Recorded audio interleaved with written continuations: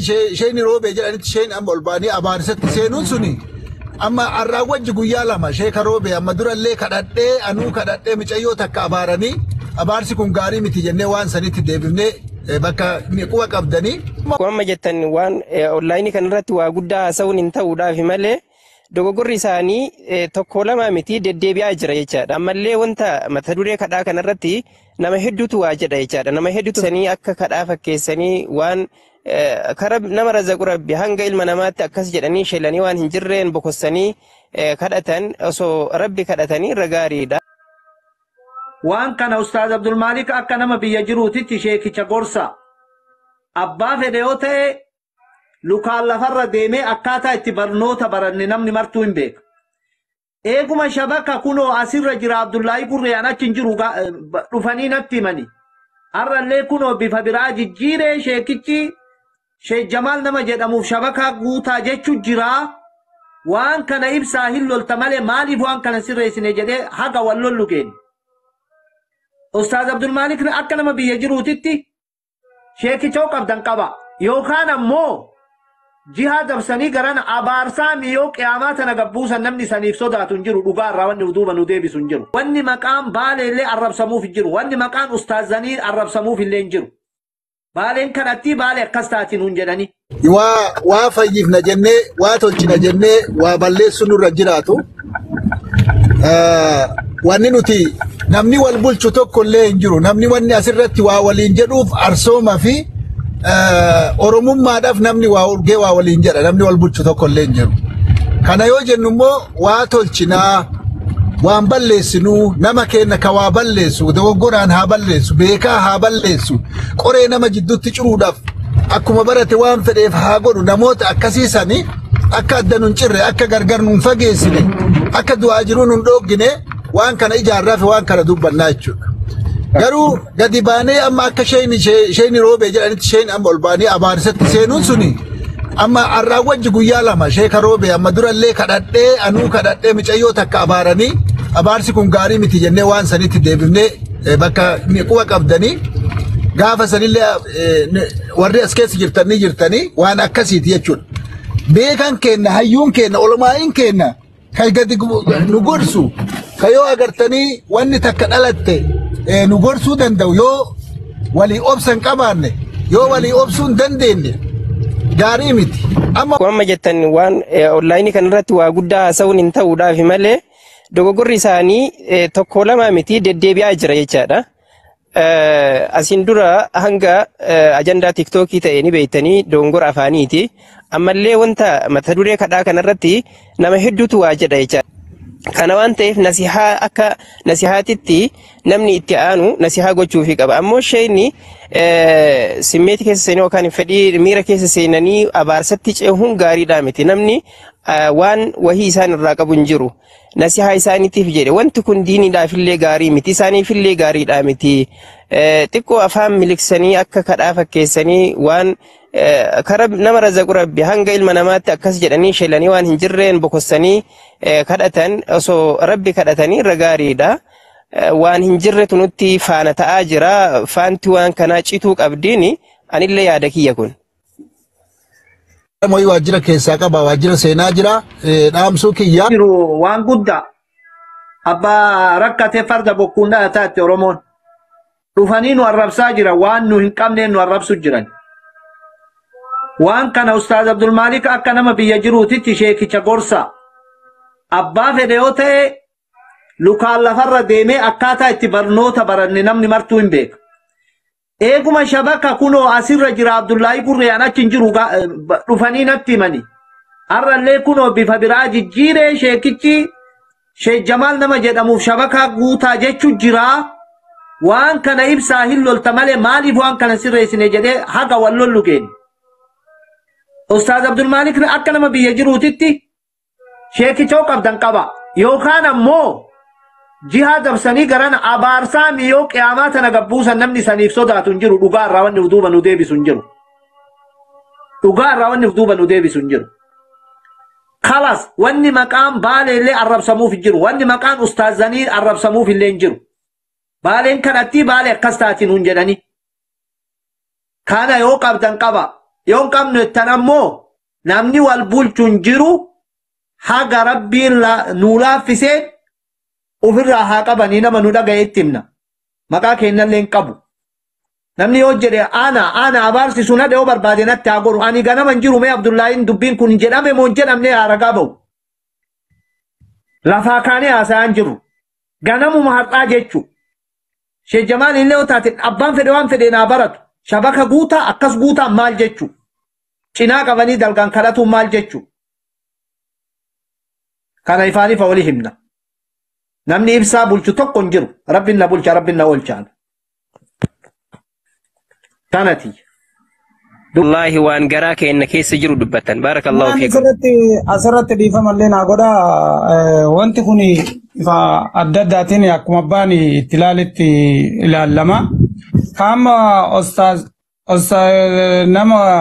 Jamaali kan inni jedhani har'aa miti kan dubbatame har'a ganama miti dheengadda ganama ijoollee Ingiliffa dubbattee ijoolleen as baatee ijoollee akkanaattu nu bira baratanii ijoollee akkanaattu jiranii jedhanii kutaa hundarraa namoota barumsa baratan sanniin as baasanii nu dubbisiisanii achumarratti namoota akkanaa kanneen maa dhossitanii maa miidiyaa irratti as nuun baasnee jennaan rakkoo shabakaa dhabuu irraa as hin baanee nuun jedhanii achumarratti namni tokko tokko shabakaa nuu hin guunnaa jedhanii namoonni hedduu waan akkasii jedhan malee waan yookiin sheekaa roobe anaa fi shabakaa naa guutaa jedhee kadhatee miti kana namni illee waan tokko tokko waan hin taane namatti maxxansu illee nutu dhiifamee baay'ee gaariidha natti fakkaatan. Namni san jedhe hin jiru Abdullaahi dubbii hubadhu ati. Namni san jedhe hin jiru. Atuu quban qabdu waraabanii natti dhufanii ganama har'aa mucattiin takka Sheekh Jamaalii fi keessaanii na dubbiftee Sheekh Jamaalii shabakaa guutuu hin jenne guyyaa har'aa. Mana kiyya wallahi waan akkasii hin dubbanne. Abatan atuu hin dhageenye dhiis. Dubbatanii dhiifa hojii salaam alaikum warahmatullahi wabarakatuh. Dhagahamaa jira dubbatanii jiranii ganama har'allee namni keenya koomentiidhaan yeroo waa goona jedhu ofin qabatu kijiba saataatu dhuga saataatu waa barreessa. Har'a ganamalee sheekaa roobee dubbatanii jiran shabakatu qabe malee Abdullaahi dheengaddallee dubbatanii jiran. Micattiin takka maallaqa ergite gara keessatti maallaqa ergite hin guutaaf jedhanii isaanii dubbataa jiru shabakaan gadi nu naqe takka jedha. Wayita ammoo sheekaa roobee dheengadda Ingiliffaan mucaa dubbisu sanillee sagalee kiyoo dhaga. Gamaa jiraati qanii sanillee namoota hedduutu koomentii guunnaaf hin qarqaarra as nuu fidaa miidiyaatti jedhanii koomentii barreessanii eegasii maqaa namaa balleessa uummanni kun ofumaa miira keessa nama galchanii kaanii eegasii maqaa nama ulamaa illee balleessan. Dhageettanii ustaata koomentiidhaan hin goonaaf kana goonaaf kana ni yadde ana guutaaf jedhanii koomentiidhaan dubbatan barreessaa turan. Abbaan fedhe nuti kan ila shuguti nu ka jedhaaru abbaan fedhe keessaa waan fedhe godhuu danda'a. Miidiyaa kanarraa bayanii ustaazonni kadhatti akka nu jedhan hin barbaannu. Abbaa fedhe haa ta'u. Hin barbaannu.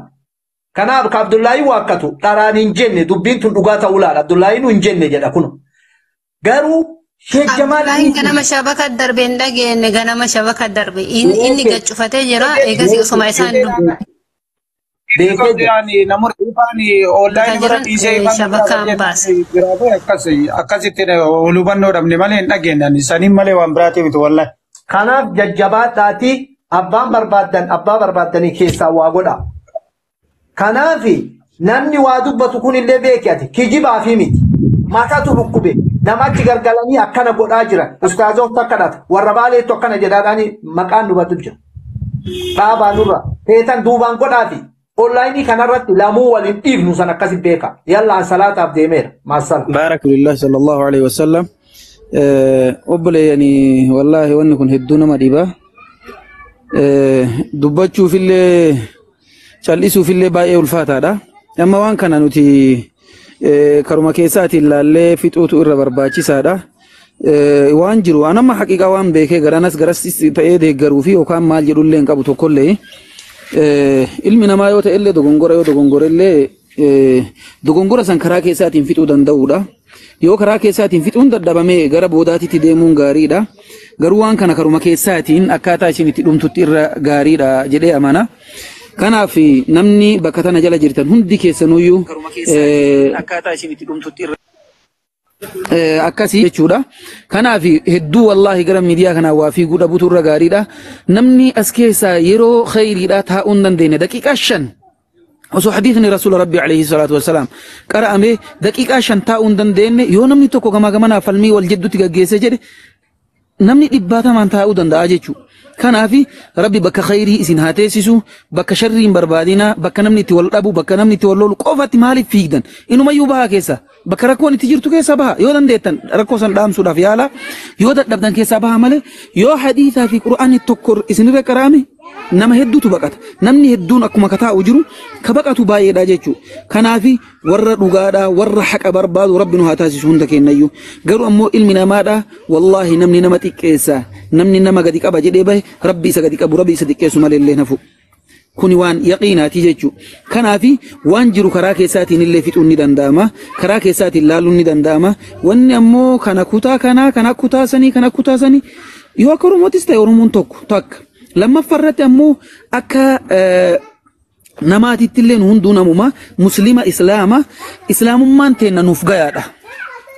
Kun namni nama arrabsu namni nama maalii jechuun haa arrabsu abbaan fedha abbaa fedha arrabsu san arrabsuudhaaf jecha kun illee wanni inni gadi bu'uun jiru jecha. Kanaaf wallahu ya'lamu al-mufsida min al-muslih. Rabbi mufsida muslih irraa ni beeka nama badiidhaaf deemu nama waa tolchurraa rabbi ni beeka subhaanallah. Kanaaf ربي سبحانه وتعالى ولا تفسدوا في الأرض بعد إصلاحها إيجادتشين تلتيت الإنسان أممته فسادا كيسن دايمين أجل ربي سبحان الله مالف نتي والنيان مالف نتي والتكيسن مالف نتي والأربسن مالف بك الربسو في يوكان نمني تي والكيكوتي هدوماتين نمني بك خيري رابقات يا سبحان الله وانا كان الرأي أبريان كينا والله افتكيسا وانا كان الرأي في قبابسا وانا كان الرأي في هادي بفنو كان في وانجرو يو أبان فدستا إذ نمني دوغن قرنجرو كل بني آدم خطأ رسول ربي عليه الصلاة والسلام علمنا ما هندنو بنين آدم كنت سادو غنغورا راجل وخير الخطائين التوابون الرجال ورد غنغوري ورد توبة توجد أرغم ربي عليه الصلاة والسلام يوان نكون كالتي دان أسقبتي كالتي دان كراوة متأي يروز نتوان نسون انتهو جتني حركتك أبون برباچي سار يوان نسوان كرا شريعاتين ولنقل لتاي يوسف تركك أباني أبوان نكوان سريتي متي تابي يوجدانين شريعات هم ركون قبو nama tokkoon godhe hedduu rasuulli rabbi Abdul Malik ila asumarratti ifama Ustaz Abdul Malik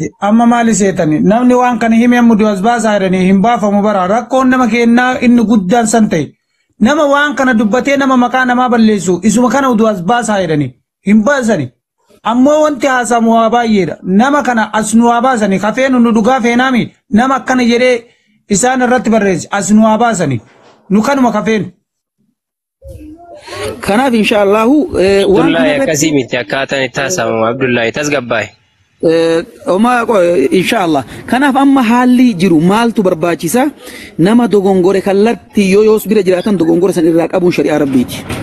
Yookaan ammoo eega waan dabre ta'e karaa keessaati yoo wal qulqulleeffanne yoo wal gorsine irra gaariidha yookaan ilma namaati namni hundinuyyuu miira keessa gala nama meeqaatu bakka tana keessa jira ayyoo dogongora qabaadhe dogongora nama kana hundarratti yoo nama dubbiitti yata nama dogongoro haasa'u keessa dogongori jiraate kallattii na qabuudha abboonni sun dogongora waan kanarraa deebi hikmaadhaan gaariidha garuu waan dabre waan ta'eefi waan dabre san osoo karaa keessaati wal gorfachuun danda'ame osoo san baranne irra gaariidha kanaaf ammallee warroonni as jirtan kun hundi keessanuyyuu obsallee baradhaa walii obsuu walii dhoksuu maaliifi wal sattaruu illee gaariidha yoo marakkoo namni qabaate illee jechuudha kanaafuu dubbii amma dubbatame tana keessatti inshaallah tunillee ni dhumti biidhnillah.